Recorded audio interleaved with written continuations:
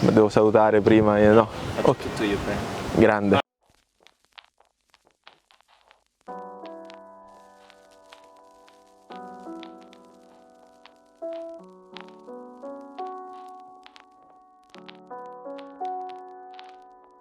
Ciao, sono Jack e benvenuti a Into the Limelight. Per questa seconda puntata di About My Watch sono stato a Roma da Matteo Colonna, un amico, un orologiaio, ma soprattutto una persona con l'orologeria nel sangue. La mia passione per gli orologi nasce un po' quasi per caso e non sono figlio di orologiaio, anzi mio papà era un antiquario e ho iniziato quindi a lavorare poi nel mondo dell'antiquariato quando avevo 19 anni presso un'azienda che fa televendite per l'appunto di antiquariato, quindi anche di gioielli e di orologi antichi. Quindi ho iniziato ad avvicinarmi al mondo dell'orologeria vedendo gli orologi da tasca, ammirando gli orologi da tasca del 1600, del 1700, li aprivo, li guardavo con la lente e sono rimasto assolutamente affascinato e innamorato completamente di questo mondo. Allora ho deciso e ho capito che quello sarebbe dovuto essere il mio lavoro. Ho cercato un percorso di studi che ho trovato a Roma presso l'Accademia dell'Orologio, ho iniziato quindi nel 2015 un corso accademico per quanto riguarda la parte tecnica, teorica e pratica dell'orologeria e poi da cosa nasce cosa, la passione ha preso sempre di più il sopravvento e alla fine sono riuscito a farne una professione, a farne la mia vita e quindi il mio lavoro, ovvero l'orologiaio.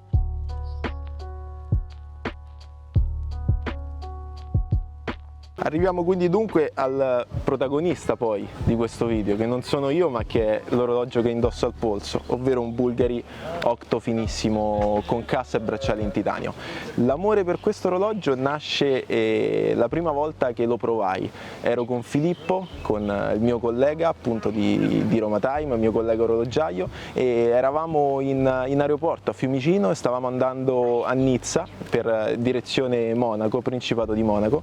In aeroporto insomma c'era la boutique Bulgari e dissi a Filippo: dai Fili, andiamo a vedere questo Octo finissimo che fino ad allora avevo provato e visto soltanto in fotografia. Lo provai, lo misi al polso, lo vidi il movimento, perché il movimento a vista di profilo, quanto è sottile appunto, 5 mm,15 la cassa e 2,25 soltanto il movimento, e rimasi veramente affascinato da questo orologio, me ne innamorai fin da subito e da allora cominciai a pensare che quello sarebbe stato il mio prossimo orologio e quindi diciamo è stato un po' il coronamento di un sogno. Io sono amante più dell'orologeria vintage generalmente, il mio orologio più giovane, se così possiamo dire, è un orologio del 2006, quindi il più antico è un orologio da tasca del 1780. Quindi insomma sono veramente un amante dell'orologeria vintage e difficilmente un orologio moderno riesce ad emozionarmi così tanto, così come è stato per l'Octo finissimo. Questo non è nemmeno moderno, è futuristico addirittura, no? Beh sì, esatto, qui forse siamo anche, siamo anche post-moderno, è veramente un orologio assolutamente futuristico, come appunto tu hai detto, Jack. È un vintage del futuro. Esatto. È già un orologio, è un instant classic, è un orologio vintage che arriva dal futuro. È vero, un orologio vintage che arriva dal futuro, bellissima questa citazione.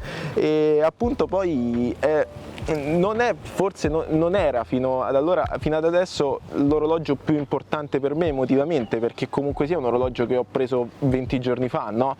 Ci sono orologi che appartenevano a mio papà che non c'è più, ci sono orologi che hanno segnato un po' il mio percorso personale e professionale a cui sono molto legato. Abbiamo scelto di portare però insieme con Jack questo orologio perché comunque per me è un orologio molto importante, perché è venuto poi, io l'ho cercato per molti mesi e lo volevo in una versione particolare con i numeri arabi, appunto una versione particolare di un orologio già particolare di per sé.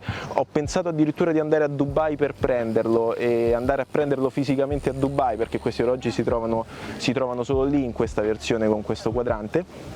E alla fine questo orologio invece è quasi arrivato magicamente nel giorno in cui mi sono licenziato dall'azienda con cui ho lavorato per 10 anni, appunto l'azienda di televendite, il giorno in cui quindi sono entrato a tutti gli effetti ad entrare a far parte del team e della famiglia di Roma Time, lo stesso giorno in cui sono entrato a casa nuova e ho iniziato la convivenza con la mia compagna, con la quale sto insieme oramai da 4 anni, e in quel giorno è arrivata la possibilità di prendere questo octo finissimo e quindi è stato un po' per me il coronamento e l'inizio di una nuova vita, l'inizio di un voltare pagina, cambiare lavoro, dedicarmi totalmente alla mia professione di orologiaio, cambiare vita in qualche modo.